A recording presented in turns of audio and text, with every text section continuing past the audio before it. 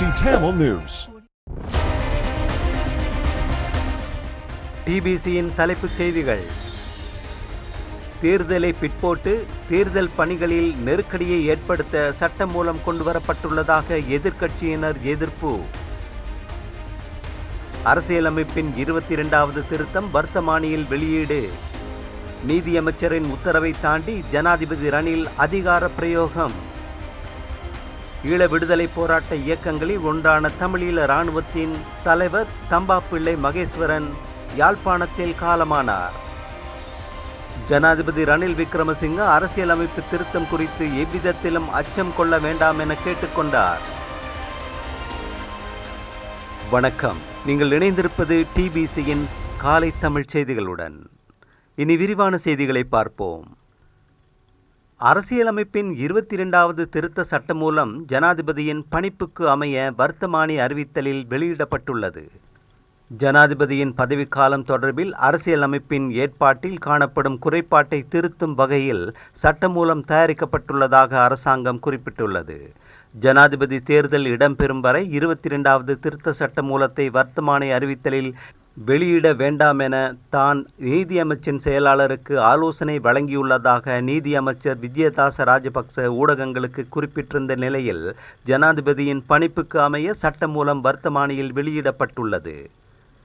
அரசியலமைப்பின் 83வது உறுப்புரையானது அதன் ஆ எனும் பந்தியில் 6 ஆண்டுகளுக்கு மேற்பட்ட எனும் சொற்பதத்துக்கு பதிலாக 5 ஆண்டுகள் எனும் சொற்பதத்தை சேர்க்கும் வகையில் இத்திருத்தம் உருவாக்கப்பட்டுள்ளது. இச்சட்டத்தில் சிங்கள தமிழ் உரைகளுக்கிடையில் ஏதேனும் முரண்பாடுகள் காணப்படும் பட்சத்தில் சிங்கள உரையே மேலோங்கியதாக கருதப்படும் என வர்த்தமானி அறிவித்தலில் குறிப்பிடப்பட்டுள்ளது. வர்த்தமானியில் வெளியிடப்பட்டுள்ள 22வது திருத்த வரைவினை நிறைவேற்றுவதற்கு பாராளுமன்றத்தில் 3/2 பெரும்பான்மை ஆதரவை பெறுவதுடன் மக்கள் வாக்கெடுப்புக்கும் செல்ல வேண்டும்.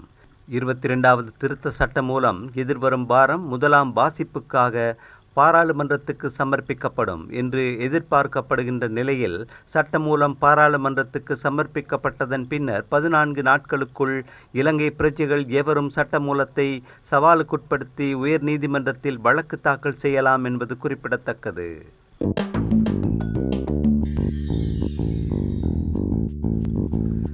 ஜனாதிபதி தேர்தலுக்கான அறிவிப்பு எதிர்வரும் வாரம் உத்தியோகபூர்வமாக வெளியிடப்படவுள்ள நிலையில் ஜனாதிபதி தேர்தலை பிற்போடுவதற்கு அல்லது தேர்தல் பணிகளை நெருக்கடிக்குள்ளாக்கும் வகையில் இந்த சட்டம் மூலம் கொண்டுவரப்பட்டுள்ளதாக எதிர்க்கட்சியினரும் சிவில் அமைப்பினரும் கடும் எதிர்ப்பை வெளிப்படுத்துகின்றனர். குறிப்பாக ஐக்கிய மக்கள் சக்தி, தேசிய மக்கள் சக்தி உள்ளிட்ட தரப்பினர் இந்த விடயத்தில் உறுதியாக இருப்பதுடன் தேர்தல்களை தாமதப்படுத்துவதற்கான ஜனாதிபதி ரணில் விக்ரமசிங்காவின் இது உத்தி என்றும் கூறியுள்ளனர். ஜனாதிபதி தேர்தல் இடம்பெறவுள்ள நிலையில் ஜனாதிபதியின் பதவி காலத்துடன் தொடர்புடைய ஒரு விடயத்துக்கு சர்வஜன வாக்கெடுப்பு கோரும் போது ஜனாதிபதி தேர்தலுக்கான பணிகள் நெருக்கடிக்குள்ளாகும் என்று அத்தரப்பினர் அதிருப்தி வெளியிட்டுள்ளனர். இதேவேளை மஹிந்த அமரவீர உள்ளிட்ட ஸ்ரீலங்கா சுதந்திர கட்சியின் தரப்பினர் அரசியலமைப்பு திருத்த யோசனை பாராளுமன்றத்துக்கு கொண்டு வரப்பட மாட்டாது என்று உறுதியாக தெரிவித்துள்ளனர். அவ்வாறு கொண்டு வரப்பட்டாலும் தாம் வாக்களிக்க மாட்டோம் என்றும் கூறியுள்ளனர்.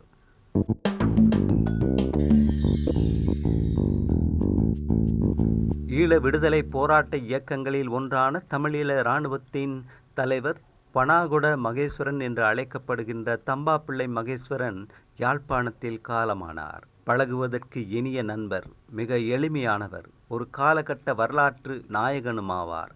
70களின் நடுப்பகுதியில் லண்டனில் உயர்கல்வியை இடைநிறுத்தி தேச விடுதலைக்காக தாயகம் நோக்கி திரும்பிய மிகச் சிலரில் ஒருவர். அவரது பங்களிப்பும் ஆரம்ப கால ஆர்வமும் அர்ப்பணிப்புகளுமே மகத்தானவை.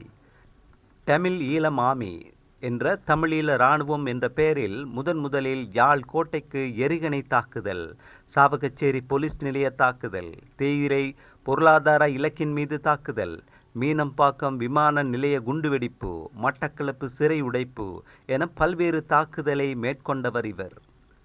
பனாகுடை சிறை, வெலிக்கடை சிறை, புழல் சிறை, செங்கல்பட்டு சிறை, தன்சானியா சிறை என 20 ஆண்டுகளுக்கு மேலாக சிறைகளில் இருந்து இறுதியாக தாயகம் திரும்பினார்.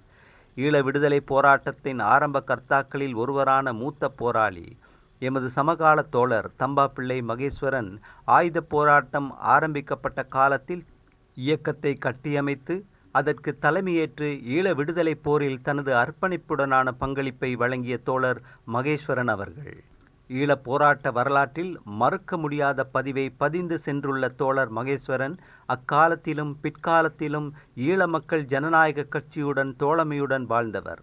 உலக வரலாற்றையும் மனித வரலாற்றையும் தனக்கேயுரிய நகைச்சுவை கலந்து பகிர்ந்து கொள்ளும் நடமாடும் விக்கிபீடியா மனிதராக வாழ்ந்த தோழர் மகேஸ்வரன் அவர்களை ஈழ வரலாறு என்றும் நினைவில் பதிந்திருக்கும். அமரர் தோழர் மகேஸ்வரன் அவர்களின் இறுதிக் கிரியை தொடர்பான தகவல் பின்னர் அறிவிக்கப்படும்.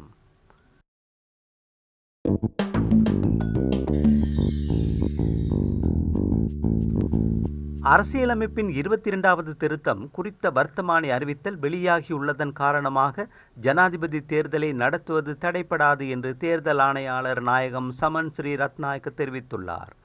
அரசியலமைப்பின் 22வது திருத்தச் சட்டம் மூலம் ஜனாதிபதியின் பணிப்புரைக்கமைய வர்த்தமானி அறிவித்தலில் வெளியிடப்பட்டுள்ளது. இதனால் தேர்தலுக்கான எமது செயற்பாடுகள் தடைபடாது.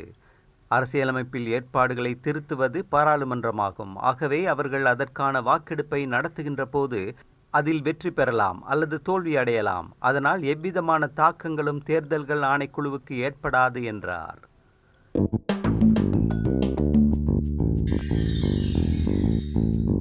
சர்வஜன வாக்கெடுப்புக்கான அதிகாரத்தை பெற்றுக்கொண்டதிலிருந்து ஜனநாயகத்தை பேணி வந்த நாடு என்ற வகையில் இலங்கை தொடர்ந்தும் அதற்காக அர்ப்பணிக்கும் என தெரிவிக்கும் ஜனாதிபதி ரணில் விக்ரமசிங்க அரசியலமைப்பு திருத்தம் குறித்து எவ்விதத்திலும் அச்சம் கொள்ள வேண்டாம் என கேட்டுக்கொண்டார். அரசியலமைப்பு திருத்தம் தொடர்பிலான பணிகள் துறைசார் அனுபவம் மிக்கவர்களிடமே கையளிக்கப்படும் எனவும் அந்த பணிகளை கேயின் சொக்சி போன்ற சட்டத்தரணிகளுடனே முன்னெடுத்ததாகவும் ஜனாதிபதி சுட்டிக்காட்டினார். எவ்வாறாயினும் 2015ஆம் ஆண்டில் அரசியலமைப்பு மறுசீரமைப்பு செய்யப்பட்ட வேளையில் சொக்சி இறைப்பதம் அடைந்திருந்த காரணத்தினால் அந்த பணிகளை சட்டத்தரணி ஜயம்பதி விக்ரமரத்னவிடம் கையளிக்க வேண்டியிருந்ததாகவும் ஜனாதிபதி தெரிவித்தார். அந்த நேரத்தில் அவரின் தவறு காரணமாகவே தற்போது சிக்கலான நிலைமை உருவாகியிருப்பதாக தெரிவித்த ஜனாதிபதி அதனையிட்டு நாட்டு மக்களிடம் மன்னிப்பு கேட்டுக்கொண்டார்.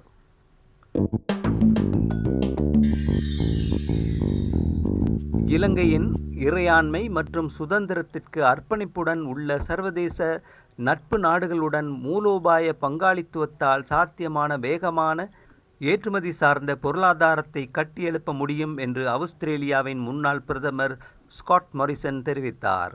அலரி மாளிகையில் நேற்று நடைபெற்ற 2024ஆம் இலங்கை மனித மூலதன உச்சி மாநாட்டில் உரையாற்றும் போதே அவர் இதனை தெரிவித்தார். 2 வருடங்களுக்கு முன்னர் ஏற்பட்ட பொருளாதார நெருக்கடியின் பின்னர் நாட்டை ஸ்திரத்தன்மைக்கு கொண்டு வருவதற்கு ஜனாதிபதி ரணில் விக்ரமசிங்க பாரிய பணியை செய்துள்ளார். இலங்கையின் பொருளாதாரம் மற்றும் அதன் சமூகத்தின் எதிர்காலத்தில் நம்பிக்கையை ஏற்படுத்துவது மிகவும் முக்கியமானது. இது முதலீடு செய்வதற்கும் வாய்ப்புகளை பெறுவதற்கும் தூண்டுகிறது என்றும் அவர் குறிப்பிட்டார்.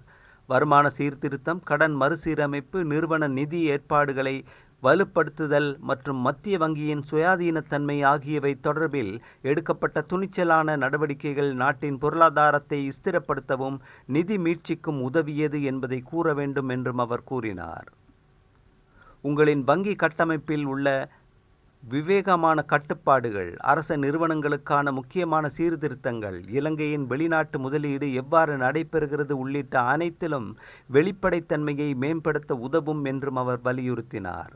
ஜனாதிபதி ரணில் விக்ரமசிங்கவினால் முன்னெடுக்கப்படும் ஊழல் எதிர்ப்பு நடவடிக்கைகள், சமூக பாதுகாப்பு வலையமைப்பை மறுசீரமைத்தல் உள்ளிட்ட அனைத்து இலங்கையின் எதிர்காலத்துக்கு எவ்வளவு முக்கியமானவை என்றும் சுட்டிக்காட்டிய அவர், அவ்வாறு இல்லையெனில் எதிர்காலத்தில் தொழிலாளர் படை பற்றி கதைப்பதற்கு கூட உங்களுக்கு சந்தர்ப்பம் கிடைக்காது. அந்த சவால்களை எதிர்கொள்வதற்கு அர்ப்பணிப்பும் உறுதியும் நிலைத்திருக்க வேண்டும் என்றும் வலியுறுத்தினார்.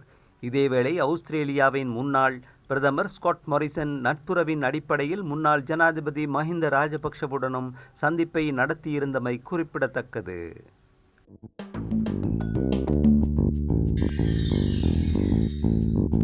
ஜனாதிபதி தேர்தலின் போது அரசு உத்தியோகத்தர்களின் செயற்பாடுகளை உன்னிப்பாக கண்காணிப்பதற்கு மனித உரிமைகள் ஆணைக்குழு தீர்மானித்துள்ளது.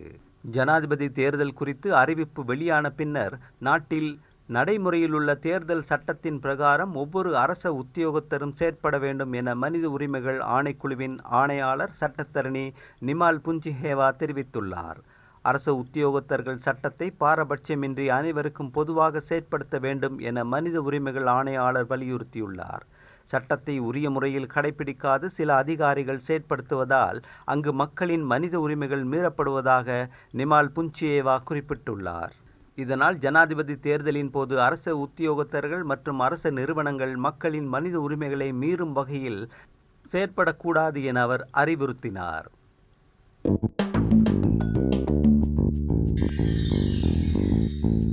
எதிர்வரும் ஜனாதிபதி தேர்தலில் முதன்முறையாக விழிப்புலனற்றோர் மற்றும் செவிப்புலன் குறைபாடு உடையவர்கள் வாக்களிக்க சந்தர்ப்பம் ஏற்படுத்தி கொடுக்கப்பட உள்ளதென தேசிய தேர்தல்கள் ஆணைக்குழுவின் தலைவர் ரத்நாயக்க தெரிவித்தார். பார்வையற்றோர் பிரெயில் முறையில் வாக்குச்சீட்டின் அடையாளங்களை அடையாளம் காணும் விதத்தில் விசேட முறைமை நடைமுறைப்படுத்தப்படும்.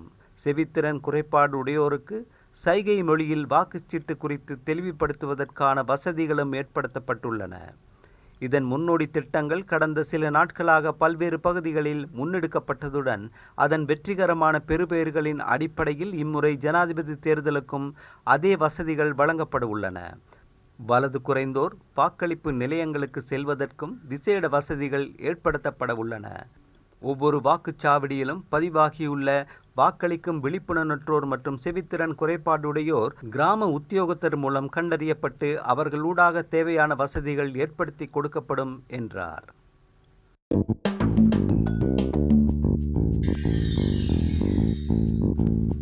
ஓமான் கடலில் விபத்துக்குள்ளான கப்பலிலிருந்து காணாமற் போன 2 இளைஞர்கள் உள்ளிட்ட 6 கப்பல் ஊழியர்களை தேடும் நடவடிக்கைகள் தொடர்ந்தும் முன்னெடுக்கப்பட உள்ளதாக அந்நாட்டில் உள்ள இலங்கை தூதரகம் அறிவித்துள்ளது. கப்பல் விபத்துக்குள்ளான சந்தர்ப்பத்தில் 19 பேர் அதில் பயணித்துள்ளதுடன் இதுவரையில் 9 பேர் மீட்கப்பட்டுள்ளனர். இந்நிலையில் காணாமற் போயுள்ள இலங்கை பிரஜைகளின் தகவல்களை பெற்றுக்கொள்வதற்கு ஓமான் வெளிவிவகார அமைச்சுடன் நெருங்கிய தொடர்புகளை பேணுவதாக அங்குள்ள இலங்கை தூதரகம் குறிப்பிட்டுள்ளது. மீட்கப்பட்ட இலங்கை பிரஜை உடல் நலத்துடன் உள்ளதாகவும் அனர்த்தத்தில் பணியாளர் ஒருவர் உயிரிழந்ததாக ஓமானில் கடல்சார் பாதுகாப்பு நிறுவனம் குறிப்பிட்டுள்ளது. விபத்துக்குள்ளான கப்பலில் இருந்த 9 பணியாளர்கள் இந்திய கடற்படைக்கு சொந்தமான INS டெக் யுத்த கப்பல் மூலம் பாதுகாப்பாக மீட்கப்பட்டனர். அவர்களில் ஒருவர் இலங்கையர் என்பதுடன் ஏனைய 8 பேரும் இந்திய பிரஜைகள் ஆவார். விபத்துக்குள்ளான கப்பலின் கேப்டனாக இலங்கையைச் சேர்ந்த வித்யகுமார் கதிர்காமதாசன் செயற்பட்டுள்ளதாக இந்திய கடற்படையின் தகவல்கள் தெரிவிக்கின்றன. இலங்கையர்களான குகநேசன், மகேசதாசன் கப்பலின் 2வது அதிகாரியாக செயற்பட்டுள்ளார்கள். கப்பலின் பிரதான பொறியியலாளராக இலங்கையைச் சேர்ந்த தயாநிதி அப்பாசாமி பணியாற்றியுள்ளார். காணாமல் போன மற்றைய 6 கப்பல் ஊழியர்களை கண்டுபிடிக்க இந்தியாவும் ஓமானும் தொடர்ச்சியாக நடவடிக்கைகளை மேற்கொண்டு வருவதாக வெளிநாட்டு ஊடகங்கள் செய்தி வெளியிட்டுள்ளன. கப்பலில் இருந்த எரிபொருள் கடலில் கசிந்ததா என்பது குறித்து ஓமான் நாட்டின் பாதுகாப்பு அமைச்சு இதுவரை எந்த தகவலையும் வெளியிடவில்லை. கொமோரோஸ் கொடியின் கீழ் பயணித்த 117 மீட்டர் நீளமான பிரெஸ்டீஜ் ஃபெல்கன் என்ற எரிபொருள் கப்பல் கடந்த திங்கட்கிழமை பிற்பகல் ஓமானில் கடலில் கவிழ்ந்து விபத்துக்குள்ளானது. அந்த செய்தியோடு நிறைவு பெறுவது TBCயின் இன்றைய காலை தமிழ் செய்திகள். மீண்டும் மாலை செய்திகளோடு மீண்டும் சந்திப்போம். வணக்கம்.